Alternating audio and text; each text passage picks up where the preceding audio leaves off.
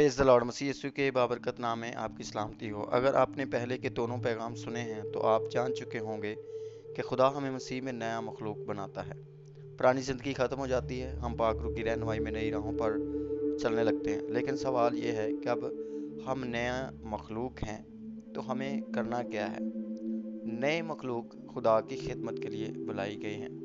एफसियों का ख़त उसका दूसरा बाब और उसकी 10वीं आयत में लिखा है, क्योंकि हम उसकी कारीगरी हैं और मसीह यीशु में नेक कामों के लिए पैदा किए गए हैं, जिन्हें खुदा ने पहले से हमारे लिए मुकर्रर किया कि हम उनमें चलें। यही नुक्ता बुनियाद है। हमें नई ज़िंदगी सिर्फ निजात के लिए नहीं मिली, बल्कि खिदमत के लिए भी मिली है। हर नई मखलूक को खुदा ने एक मकसद के लिए चुना है। नंबर 2, गवाही की ज़िंदगी खामोश खिदमत है। जब आप मसीह में नई मखलूक बनते हैं तो आपकी ज़िंदगी खुद एक गवाही बन जाती है। आपके बोलने के अंदाज, माफ़ करने का जज्बा, मोहब्बत, सब्र और दयानत, ये सब गैर ईमानदारों के लिए भी सवाल बन जाते हैं।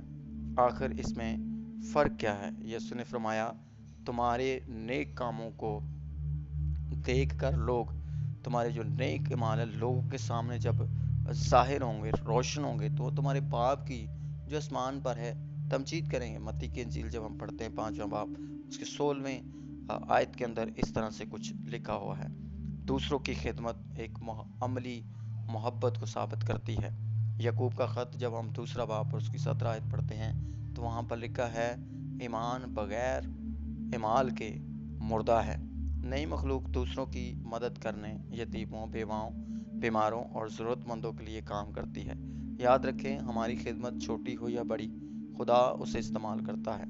एक मुस्कुरा देना, एक तसल्ली देना या एक दुआ करना, ये सब खुदा की नज़र में कीमती खिदमत है।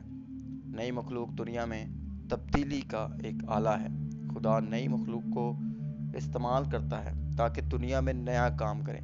जैसे उसने पौलुस रसूल को पहले वो सताने वाला था, लेकिन जब वो नया मखलूक बन गया, जब वो तब्दील हो गया, जब उसने खुदा के कलाम को कबूल कर लिया, तो एक बड़ा खुदा का खादम ठहरा।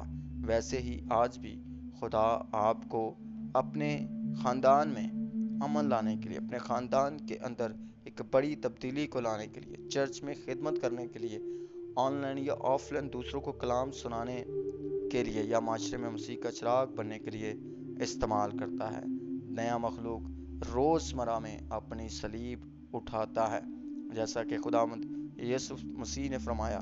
लूका की इंजील उसका 9वां बाब और उसकी 23वीं आयत के अंदर इस तरह से कुछ लिखा है कि जो कोई मेरे पीछे आना चाहे वो अपनी सलीब उठाए और मेरे पीछे हो ले। खिदमत करना आसान नहीं, हमें अपनी ख्वाहिशें मारनी पड़ती हैं, दूसरों को तरजीह देनी पड़ती है, कभी तनकीद, कभी टकराव, लेकिन याद रखें, खुदा आपकी वफादारी देख रहा है। फलदार जिंदगी एक रूहानी असर को लेकर आती है। गलतियों का ख़त उसका 5वां बाब और उसकी 22 और 23वीं आयत को जब हम पढ़ते हैं तो वहाँ पर रूह के फलों को बयान किया गया है।